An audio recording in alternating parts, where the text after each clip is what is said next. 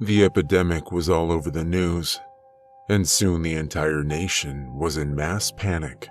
Looting and riots took place, cities were left in ruins, and the infection claimed more and more people. Within 48 hours, the entire planet was overrun by zombies. Earth was a dead planet. I was at home when it happened. I was sitting on my couch watching TV when my show was interrupted by a news bulletin. I didn't think much of it until I saw the news anchor's face. I saw genuine fear. But of what? The news anchor spoke. The nation is in mass panic as an unknown infection is turning people into zombies. It's recommended that you remain in your home until further instruction. Remain in your home, I thought to myself. I'm a sitting duck here. I had to get out of here and get to somewhere safer. I went upstairs, got my revolver and some food, then made my way outside. When I opened the door, I saw what was left of my neighborhood. Houses on fire, cars smashed into each other, and bodies strung across the ground. I looked in horror as the bodies got up and charged at me. Zombies. I fear no man, but this might be an exception. I pointed my revolver at one of the zombies and planted a bullet between their eyes. The zombie's skull exploded from the force, and it fell to the ground. The zombies then gathered around the corpse and feasted on its flesh. While they were distracted, I made a run for my car and drove out of there faster than you can say they're coming to get you, Barbara. As I headed toward town, I began to see more and more of those freaks running amok. However, it was even worse downtown. The city was in shambles, and zombies were everywhere. I watched in horror as several of them held down a young girl and tore her limb from limb as they feasted on her entrails. I nearly vomited in disgust. But I kept going. I saw more and more people get eaten or turn as I drove further into town. Eventually, I arrived at the local department store. I knew that if I was going to survive this, I'd need supplies. I grabbed my shotgun and went inside.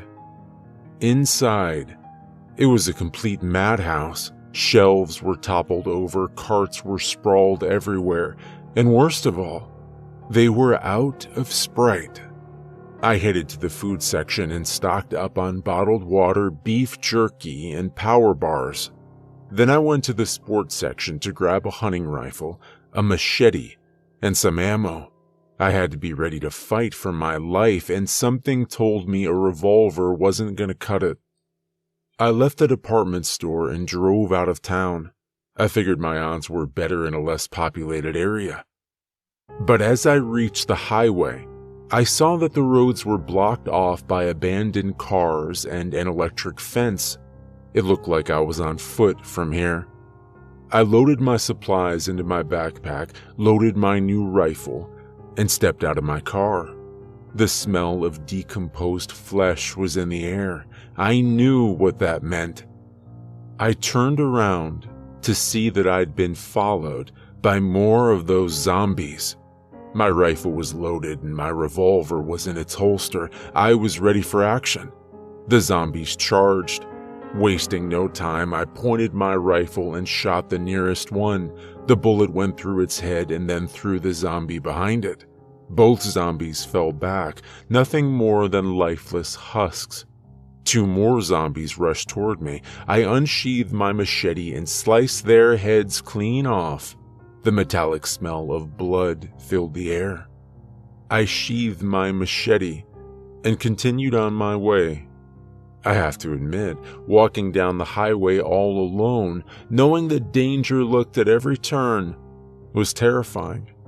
But I've learned to repress my fear. I was on a mission to find out just what the hell was going on.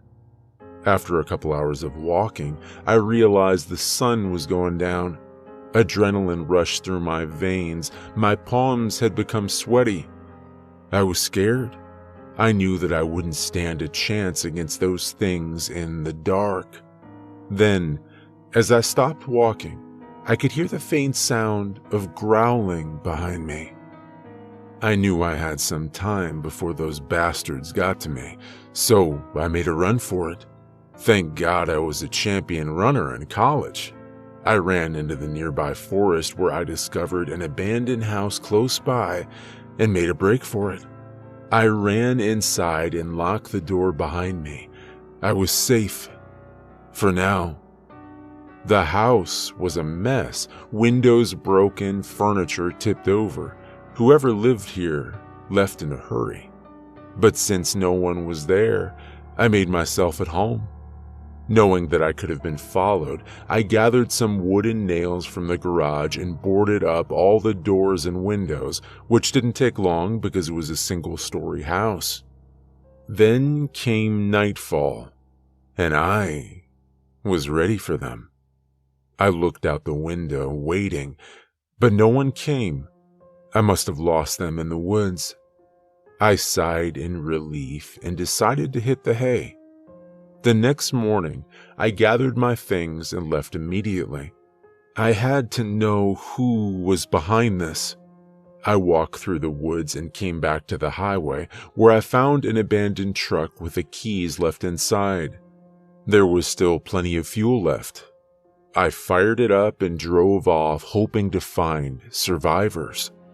I drove for hours and didn't find one. Was I the only person left? As I pondered the idea of being the last man on Earth, I realized that I'd made my way to the city. I had to check it out. Rifle in hand, I stepped out of the truck and went to look around. The once densely populated city of Baltimore was now completely deserted. Buildings were partially demolished, cars were left abandoned on the roads, and the ground was littered with rotting corpses. I eventually found the city hospital. I figured maybe they might have a few clues on this disease. The glass doors were shattered, so I just stepped inside. The same smell of rotting flesh welcomed me as I went in. Like the rest of the city, the hospital was deserted. Windows were smashed, syringes on the floor, and there were lab coats with bloodstains on them. Something in my gut told me I was going to find out where that blood came from. After exploring for a while, I came across a door with a biohazard symbol. The area was under quarantine.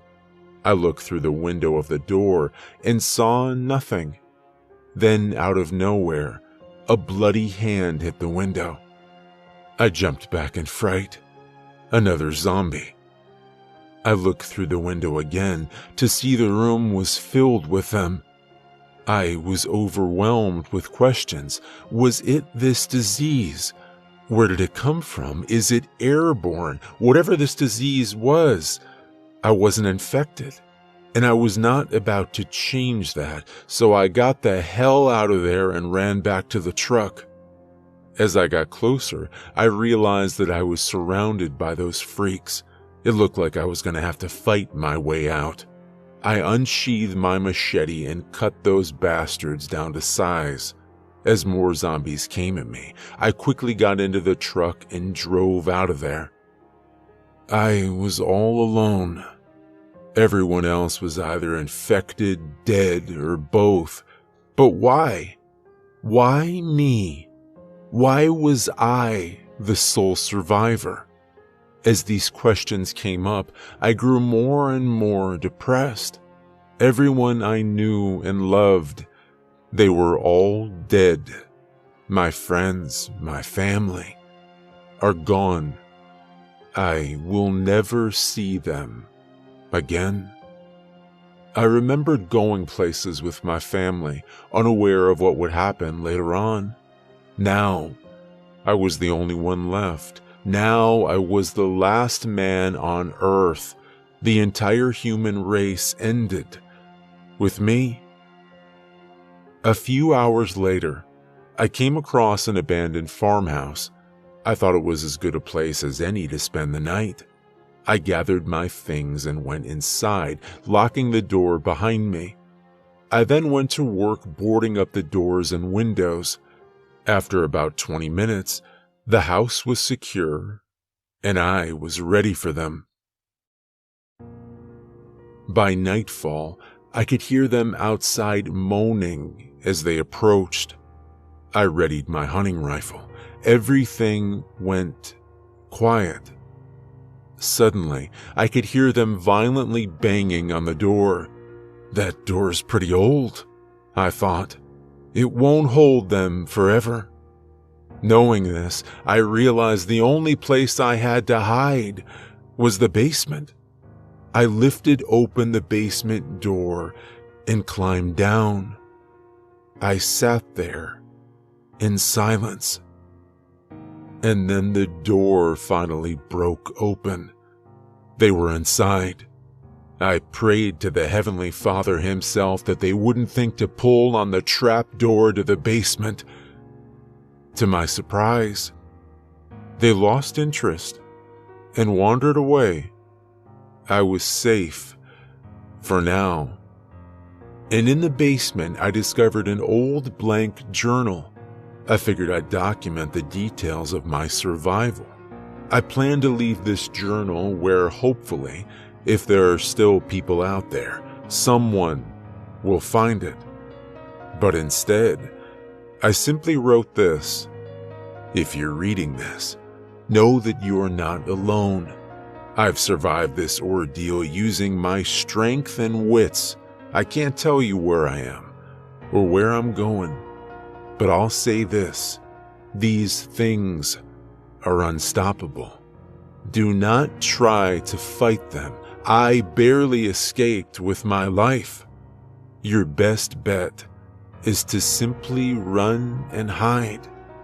Do this, and maybe, just maybe, you'll survive.